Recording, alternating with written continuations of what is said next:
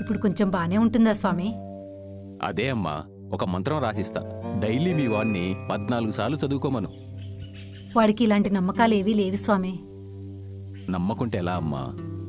ఏం చేస్తాం స్వామి, వాడలా తయారయ్యాడు మూర్ఖంగా. సర్లే అమ్మా, మీ కోడలతోనే చేయించు. సరే స్వామి. ఈ సంవత్సరంలో మీ ఓడి జాతకం అస్సలు బాలేదు.